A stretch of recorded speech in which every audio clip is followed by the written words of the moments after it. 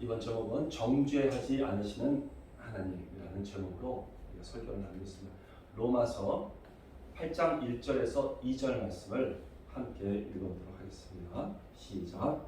그러므로 이제 그리스도 예수 안에 있는 자에게는 결코 정죄함이 없나니 이는 그리스도 예수 안에 있는 생명의 성령의 법이 죄와 사망의 법에서 너를 해방하였습니다. 아멘. 오늘은 우리가 죄에 대해서 우리는 어떠한 존재가 되었고 하나님께서 우리를 죄를 어떻게 다루기를 원하시고 계신지를 한번 나눠보고자 합니다. 하나님께서 세상을 창조하시고 또 에덴 동산을 만드시고 그리고 우리 인간을 만드셔서 에덴 동산을 다스리게 하셨죠. 모든 만물을 다스리게 하셨습니다. 그런데 우리는 죄를 지음으로 인해서 또 하나님께 쫓겨나고 에덴에서 쫓겨나고 하나님과 단절되는 그런 상태가 되었습니다. 여러분, 단 한 번의 불순종이었습니다. 여러 번이 아니었어요. 단 한 번의 불순종으로 하나님과 떨어지게 되었던 것이죠. 하나님은 거룩한 분이시기 때문에 단 한 번의 죄도 용납하실 수 없는 그런 거룩한 분이셨던 것입니다.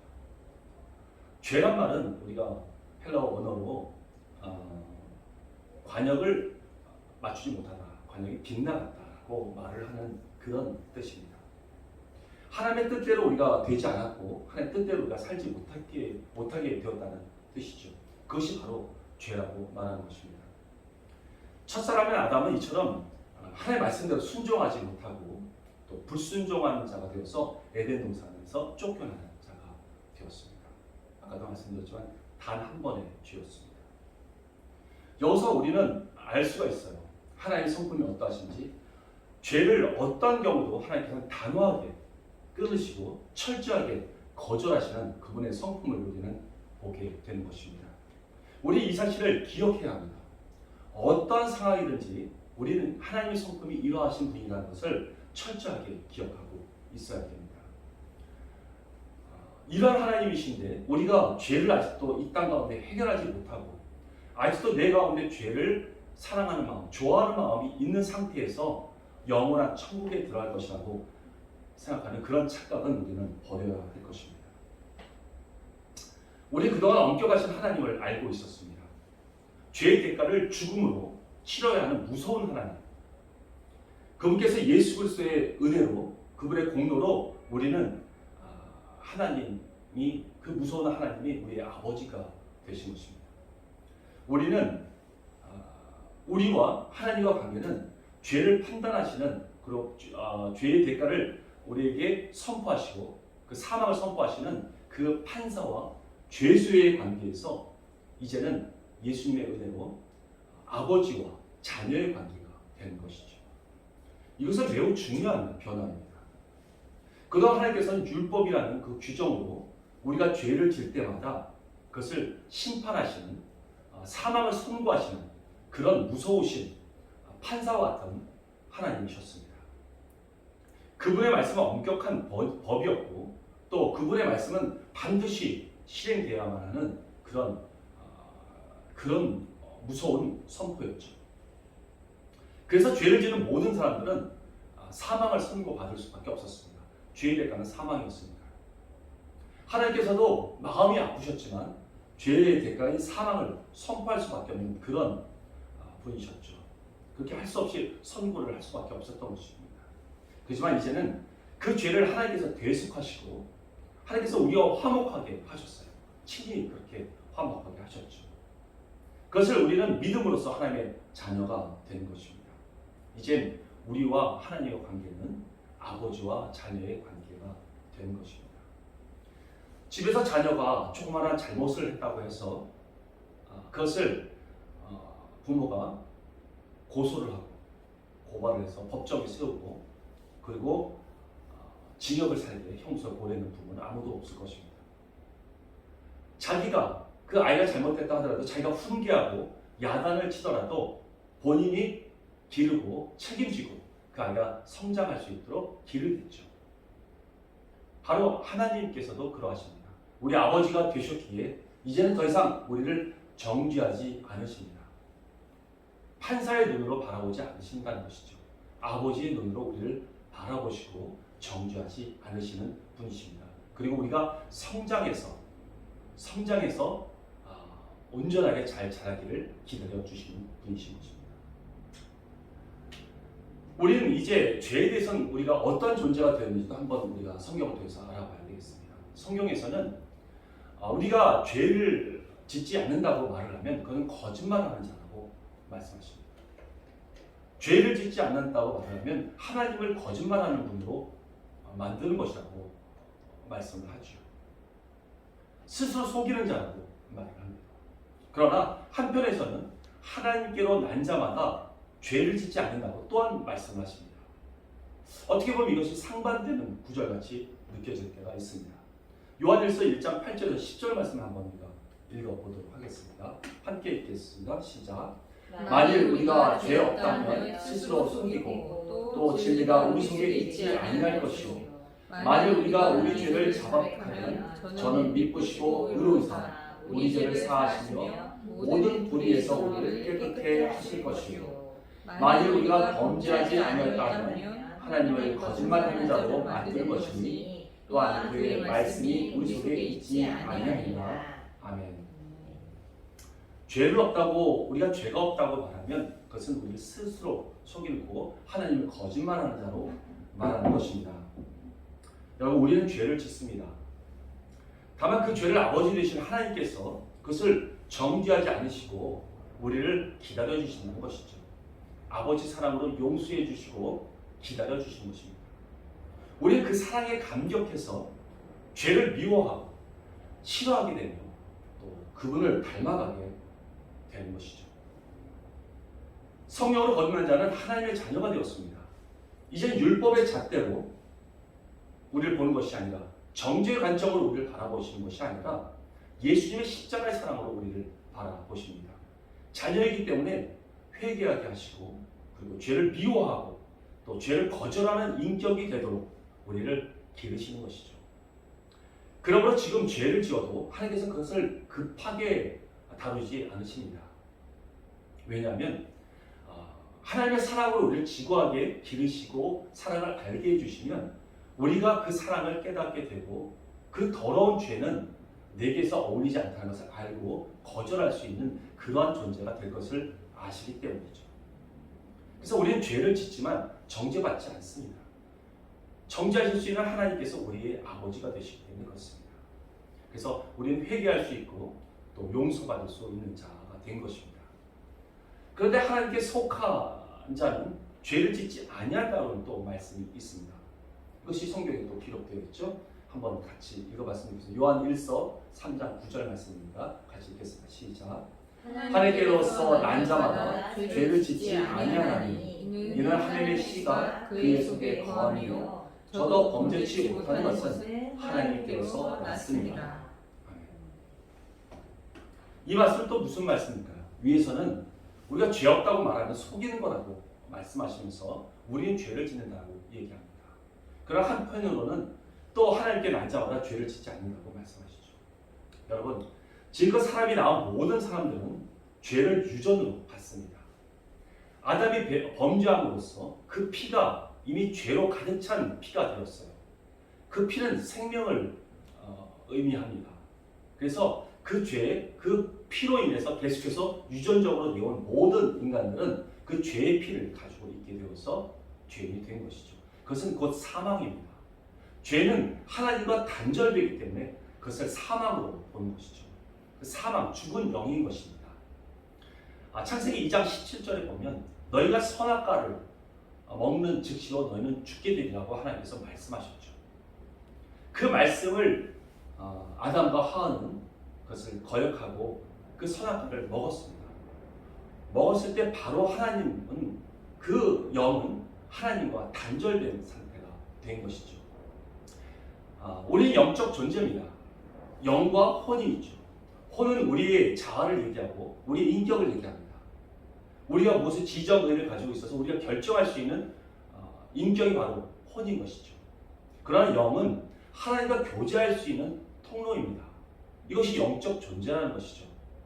우리 영적 존재이기 때문에 하나님과 교통해야만 살 수 있는 존재가 되었던 것입니다. 그런데 그 영적인 존재에서 영이 단절된 것입니다. 하나님과 끊어진 것이죠. 그것이 바로 사망이고 죽게 된 우리의 모습이 된 것입니다. 우리 인간은 그리고 에덴 동산에서 하나님께서는 생명나무 열매를 먹지 못하도록 에덴을 쫓아내셨죠. 생명나무는 예수 그리스도를 의미합니다. 예수 그리스도에서 나오는 그 열매, 말씀을 먹고 또 예수님과 충분한 교제가 있어야만 우리는 영생할 수 있는 그런 존재인 것입니다. 그런데 그것을 공급받지 못하게 되어서 우리는 죽게 된 것이죠. 거듭나기 전에 우리의 영은 죄를 짓게 하는 영이었습니다. 죄에 대해서 거부하지 못하는 그런 영, 거부하지 못하게 만드는 영, 무엇이 죄인지도 잘 모르는 그렇게 우리를 가리는 그런 영이었습니다. 왜냐하면 죽은 영이었기 때문에 그렇습니다. 어릴 때 우리가 남자아이들은 친구랑 대화할 때 욕을 막 섞여서 대화를 하죠. 어른이 돼서도 남자들은 욕을 하면서 대화하는 사람들도 있습니다. 그런데 그 욕했다고 해서 그걸 죄라고 여기는 사람은 없습니다. 그러나 성경에서는 분명히 친구에게 바보라고만 말을 해도 그것은 죄라고 말씀하시죠. 이렇게 자신의 자연스럽게 자신의 정욕에 의해서 죄를 짓게 만드는 영이 바로 우리 이전의 영이었던 것이죠. 이처럼 거듭나지 않은 자의 영은 또 그들이 짓는 그런 죄는 바로 그 죄에 대해서 말하신 사람이 있습니다. 그것은 존 파이퍼 목사는 이렇게 말을 했습니다.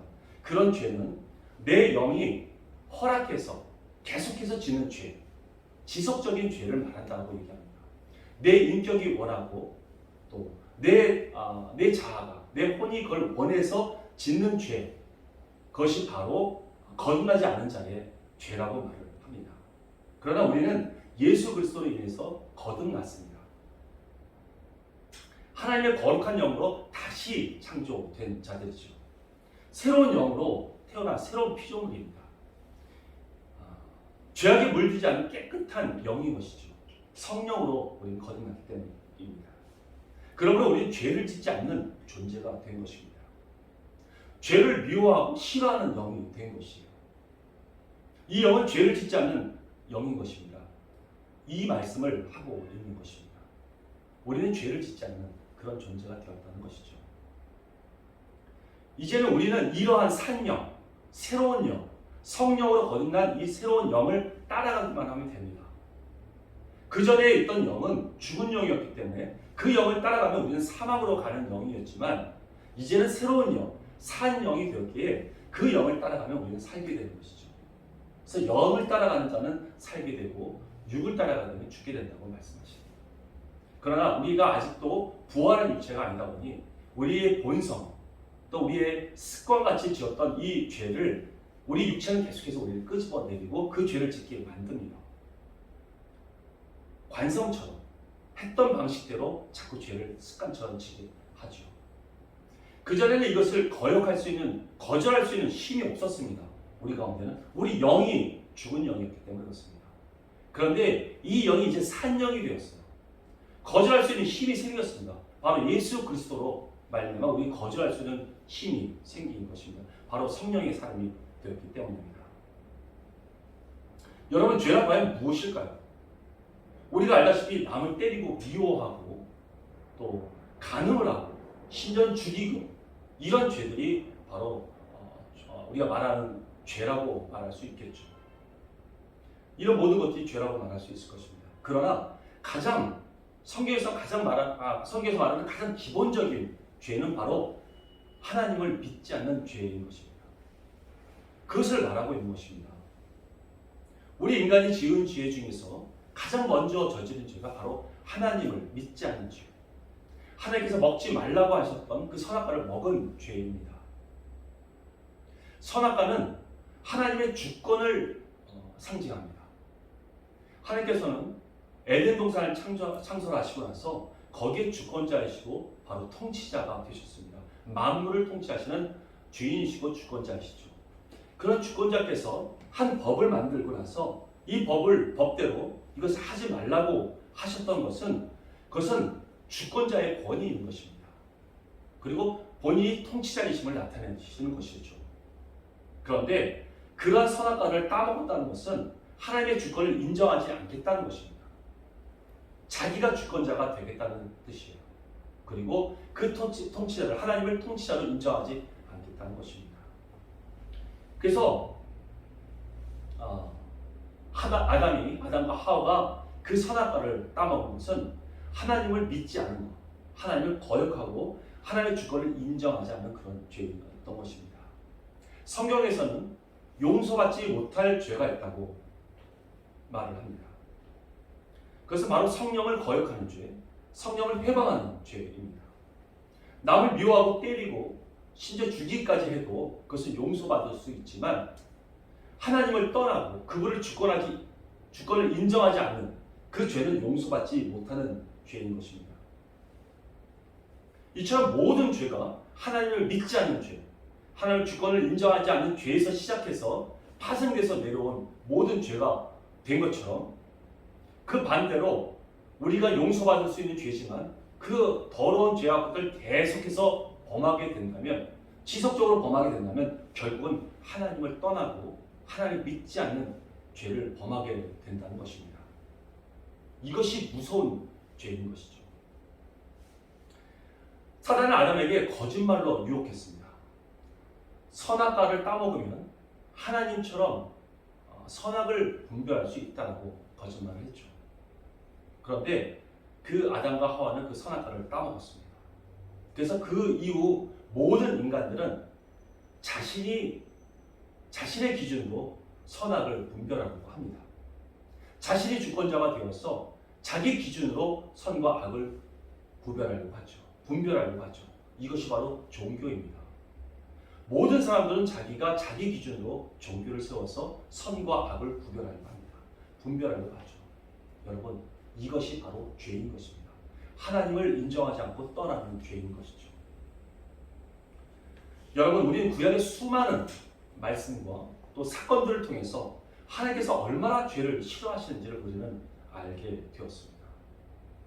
거듭 말씀드리지만 이 사실을 우리는 철저하게 기억해야 합니다. 하나님은 죄를 너무도 싫어하시고 단호하게 거절하시는 분이라는 사실을 말이죠. 그런데 반복해서 죄를 짓게 되고 또 죄의 심각성을 모르게 되어서 죄에 대해서 무뎌지게 된다면 정말 그때는 정말 무서운 상태가, 위험한 상태가 되는 것입니다. 히브리서 6장 4절에서 6절 말씀을 한번 읽어보겠습니다. 제가 읽어볼게요. 한번 빛을 받고 하늘의 은사를 맛보고 성령에 참여한 바 되고 하나님의 선한 말씀과 내세의 능력을 맛보고도 타락한 자들은 다시 새롭게 하여 회개하게 할 수 없나니 이는 그들이 하나님의 아들을 다시 십자가에 못 박아 드러내고 욕되게 합니다. 여기서 말씀하신 자는 거듭난 자를 말하는 것입니다. 한번 빛을 받아 예수 그리스도를 받았어요. 빛을 받았습니다. 하늘의 은사도 맛봤습니다. 성령의 참여에서 함께 사역도 했어요. 하나님의 선한 말씀도 받고 내세의 능력도 맛봤습니다. 이러한 자가 타락할 수도 있다는 것입니다. 히브리서 10장 26절 27절 말씀도 한번 읽어보겠습니다. 우리가 진리를 아는 지식을 받은 후 진짓 죄를 범한 즉 다시 속죄하는 제사가 없고 오직 무서운 마음으로 심판을 기다리는 것과 대적한 자를 태울 맹렬한 불만 있으리라. 사단은 이것을 노리고 거듭난 자를 계속해서 공격하고 있습니다. 그러나 우리 예수 그리스도의 능력으로 사단의 어떠한 공격도 이겨낼 수 있는 힘이 있습니다. 우리 강하게 대적해서 싸워서 이길 수 있어요. 다만 계속되는 사단의 공격들, 이 공격들을 소홀히 여기고 그냥 가볍게 여기고 있는 것이 문제가 되는 것입니다. 권투 경기를 할 때 잽으로 가볍게 상대를 때립니다. 근데 그 잽이 그렇게 큰 충격을 주는 것 같지 않아서 계속 허용하다 보면 이제는 너무 많이 허용하면 정신이 혼미해지고 카운터 펀치를 맞을 수 있는 그런 기회를 주게 됩니다. 이처럼 우리가 이 죄가 우리 가운데 왔을 때 이것을 가볍게 여기고 그리고 이것을 거절할 줄 모르고 계속 품고 또 이것을 즐기게 된다면 그리고 또 내 안에 계신 성령님께서 이것이 죄라고 계속해서 말씀하시고 계시고 그것을 끊도록 계속해서 우리에게 자극을 주시고 훈계하시는데 그것을 잊어버리고 그리고 죄를 내 혼이 내 인격이 그걸 원하게 된다면 그때는 예수 그리스도의 십자가의 능력이 그에게는 임하지 않게 되는 것입니다. 한 번 구원이 영원한 구원이라는 이런 기독교적인 교리에서 벗어나시기 바랍니다. 성경은 그렇게 말하고 있지 않습니다. 천국은 어떤 티켓을 보장해서 받는 것이 아닙니다. 바울은 계속해서 얘기하죠. 온 힘을 다해서 전력을 해서 그 표대를 향해서 나가라. 그리고 그 너의 구원을 이루라고 얘기합니다. 좌로나 우로나 치우치지 말고 진격해서 나가라고 말을 합니다. 그러므로 죄는 그 모양이라도 버려야 합니다. 작은 죄라도 소홀히 여기서는 안 되고 민감하게 대적해야 하는 것입니다. 끝까지 싸워서 승리하기 위해서 끝까지 싸우겠다는 그 각오와 내 마음가짐이 중요합니다. 그럴 때 그 마음이 우리 가운데 내 인격에 그 마음이 있을 때 성령님은 도우십니다. 그로 반드시 승리하게 하시죠. 그러나 내 인격이 그것을 원하지 않고 즐긴다면 하나님은 힘을 쓸 수가 없습니다. 왜냐하면 우리는 그러한 인격체로 만드셨기 때문에. 예를 들어 부모는 갓난아기를 보면 갓난아기가 태어나면 그 갓난아기에게 이렇게 얘기하죠. 넌 정말 훌륭한 아이가 될 거라고 축복해 줍니다. 또 어떤 소년으로 자라서 아빠의 말을 들을 수 있는 존재가 된다면 넌 정말 멋진 남자야라고 말을 해주죠. 이것은 그 아빠의 각오와 결단인 것입니다. 내가 어떤 경우가 있어도 우리 아이를 잘 자라게 해서 훌륭하게 만들 거야 라는 그런 결단인 것입니다. 아이가 삐뚤하게 자랄 것이라고 생각하는 부모는 아무도 없습니다. 그런데 그 부모가 만약에 왕이라면 어떻겠습니까? 절대적인 권력을 가지고 있는 왕이라면 어떨까요? 그 어떤의 방해를 받을 수 없는 그런 왕이 그런 결단을 하고 자녀를 키운다면 어떻게 될까요? 바로 그분이 우리의 하나님이시고 우리의 아버지이십니다. 우리는 왕의 자녀입니다. 왕의 혈통을 가졌고 왕족의 씨를 가지고 있는 그런 존재죠. 그래서 우리를 하나님처럼 만드는 데 있어서 그 어떤 것도 방해할 수가 없습니다. 하늘이라도 또 어떤 권세라도 천사라도 우리를 하나님께서 우리를 이렇게 아름답게 기르겠다는 것을 방해할 존재는 아무것도 없는 것입니다. 그러나 단 한 가지만큼은 어쩔 수 없는 것이 있습니다. 그것은 우리의 결정입니다. 인격을 가지고 있는 우리의 결정이 죄를 선택하고 하나님을 떠나면 그것을 막을 수가 없습니다. 우리 로봇가 아니기 때문에 그렇습니다. 하나님께서 우리를 하나님의 형상으로 만들어 놓으셨기 때문에 우리의 결정이 중요합니다. 이 결정을 바꿀 수 없습니다. 그래서 하나님께서는 우리에게 모든 사랑을 나타내 주시고 우리에게 보여주시는 것입니다. 십자가의 사랑을 보여주시고 아버지의 끊임없는 사랑, 생명까지 주시면서까지도 우리를 사랑하신다는 그 사랑을 우리에게 보여주시는 것입니다. 그렇게 되면 우리 인격을 가진 자가 그 하나님의 사랑에 감복해서 하나님을 사랑하고 또 진정한 사랑이 우리에게 중요하다는 것을 선택하는 것을 알기 때문이죠. 더럽고 악하고 지저분한 이런 죄악은 내 인격이 거절할 수 있게 된다는 것을 하나님 아시기 때문입니다. 야고보서 1장 15절 말씀에도 이런 말씀이 있습니다. 욕심이 잉태한즉 죄를 낳고 죄가 장성한즉 사망을 낳느니라. 이 말씀이 그냥 구원받지 않은 인간들에게 한 말씀이 아니라 형제들에게 한 얘기입니다. 믿음의 가족들에게 얘기한 거예요. 우리가 욕심을 가지고 그것을 계속해서 죄를 가지고 지르게 된다면 그 죄의 끝은 바로 사망이 되는 것이죠. 하나님을 떠나게 되니까요. 자신의 결정에 의해서 자신이 죄를 선택하고 주님의 사랑을 버리게 된다면 그를 하나님은 도우실 수가 없습니다. 그는 결국 하나님 앞에 버림을 받게 될 것입니다. 무익한 종이 바깥 어두운 곳에 가서 슬피 울며 이를 간다고 말을 하죠. 하나님을 떠나고 하나님을 배신하고 하나님을 멀리하는 자는 그렇게 될 것입니다. 오랜 시간 동안 하나님께서는 계속해서 기다려주십니다. 우리가 어떠한 죄를 지어도 하나님을 버리고 하나님을 떠나지 않는 떠나는 그런 죄가 아닌 그 어떤 죄도 우리는 하나님을 기다려주십니다. 그리고 우리를 하나님의 사랑으로 기르셔서 하나님의 사랑이 더 크다는 것을 알게 해주시죠. 그렇게 우리 모든 인생 동안에 기다려주시는데 그 시간을 계속해서 기다려주시는 그 시간 동안 우리는 시간을 허비하고 죄를 소홀히 여기고 대수롭지 않게 여기고 그렇게 죄를 거절하지 않고 그것을 수용하고 있다면 결국은 천국에 들어가지 못한다고 성경에 나와 있습니다. 그 죄를 품고 천국에는 갈 수가 없는 것입니다. 그러므로 죄를 대해서 우리는 계속 싸워야 합니다. 계속 지더라도 절대 포기해서는 안 되는 것이죠. 여기서 포기라는 것은 협상입니다. 내가 너 쫓아내지 않겠다. 너도 나를 더 이상 죄짓지 않게 하지 마. 서로가 우리 그냥 가만히 있자. 너 죄 그냥 내 안에서 가만히 있어. 라는 어떤 협상이죠. 여러분 이렇게 되면 죽습니다. 구약의 애굽에서 출애굽하고 광야에서 가나안 땅에 들어갔죠. 요단을 건너서 거기서 이스라엘 백성들은 가나안 족속들을 다 몰아내야만 했습니다. 그런데 결국은 다 몰아내지 않고 조그마한 사람들을 남겨놨습니다. 그 사람들이 가나안 족속들이 결국은 범죄하게 만들어서 이스라엘을 망하게 만들었잖아요.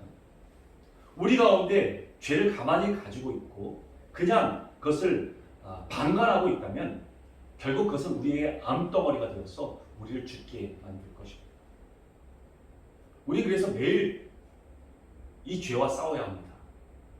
어제 지고 오늘 졌어요. 그래서 내일 이기기 위해서 또 싸워야 합니다. 우리는 계속해서 싸워야 합니다. 하나님께서 우리에게 필요로 하신 것은 우리의 마음의 결단인 것입니다. 내가 죄를 미워하고 싸우겠다는 우리의 결단과 각오가 있을 때 하나님은 반드시 도우시고 반드시 승리하게 하십니다. 믿으십니까? 아멘. 우리 두 가지만 명심했으면 좋겠습니다. 첫째는 우리 설교를 통해서 두 가지를 좀 기억했으면 좋겠는데 첫째는 하나님은 절대로 죄와 타협하지 않으십니다. 죄를 품고 안고 우리를 천국에 들어가게 하지 않으십니다. 어떠한 경우가 있어도 죄는 우리 안에서 완전히 끊어져 버려야 합니다. 다만 기다려주십니다. 우리의 인격을 가진 존재이기 때문에 하나님의 끊임없는 사랑을 통해서 우리를 기다려주시죠. 우리는 그 시간을 아껴야 합니다. 두 번째는 끝까지 죄와 싸워야 합니다. 소홀히 여기거나 타협하거나 대충 넘겨서는 안 되는 것이죠. 끝까지 싸워서 죄를 결국은 우리 가운데서 하나도 남기지 않고 떨쳐버려야 합니다. 아무리 작은 죄라도 그것을 소홀히 여기지 마십시오. 그 죄를 거절하고 싸워야 합니다. 타협하지 마십시오. 그래서 우리는 이 두 가지를 기억해야 됩니다. 예수 그리스도 안에 우리는 들어갈 때 이 두 가지를 이룰 수 있습니다. 예수님 안에 거하십시오. 어떠한 경우가 있더라도 예수님 안에 거하십시오. 예수님 안에서 야단맞더라도 예수님 안에서 야단맞고 예수님 안에서 질책을 당하더라도 예수님 안에서 당해합니다. 어떠한 경우가 있어도 예수님 안에 들어가 있어야 합니다. 아까 초반에서 말한 것처럼 죄를 지면 기도가 안 되고 또 말씀을 못 읽는다고 얘기했죠. 여러분 그래도 예수님 안에 들어가야 합니다. 예수님 안에 들어가서 말씀을 읽어야 되고 기도해야 됩니다. 그리고 죄를 회개하고 그걸 해결해야 합니다. 거절해야 합니다. 그래서 끝까지 싸워서 승리하는 자가 되어서 하나님의 기쁨이 되고 하나님께 영광을 돌릴 수 있는 저와 여러분이 다 되시기를 예수님의 이름으로 축원드립니다. 아멘. 기도하겠습니다. 하나님 감사합니다. 저희를 하나님께서 사랑하여 주셔서 저희를 자녀 삼아 주시고 저희들이 지은 이 죄들이 결국은 정말 더럽고 추악한 것이라는 것을 깨닫게 하시고 내 인격이 그 죄를 거절할 수 있도록 우리를 자라게 하시는 우리 하나님, 끊임없이 하나님의 그 크신 사랑으로 우리를 감격시키시고 감동시키셔서 우리가 진정으로 사랑하고 사랑이 기뻐지고 좋아지고 사랑의 하나님이 너무나도 좋고 죄악은 그 이름이라도 싫어할 수 있는 그런 존재가 될 것을 하나님께서 믿으시고 또 그것을 아시고 우리를 기르신 우리 하나님께 감사를 드립니다. 하나님 우리에게 주신 이 시간을 소홀히 여기지 않고 끝까지 떨쳐버리기를 우리가 중단하지 않고 끝까지 싸워서 거룩한 자, 우리 하나님이 거룩하시니 우리도 거룩한 자가 되어서 하나님의 기쁨이 되겠습니다. 그리고 영원한 천국에 가서 우리 하나님과 영원토록 함께 사랑을 나누며 살겠습니다. 하나님 우리를 인도하여 주시고 이끌어 주셔서 주의 뜻을 이루는 저희들 모두가 되게 하여 주옵소서. 함께 하실 우리 하나님께 감사드렸고 예수님의 이름으로 기도 올려옵나이다. 아멘.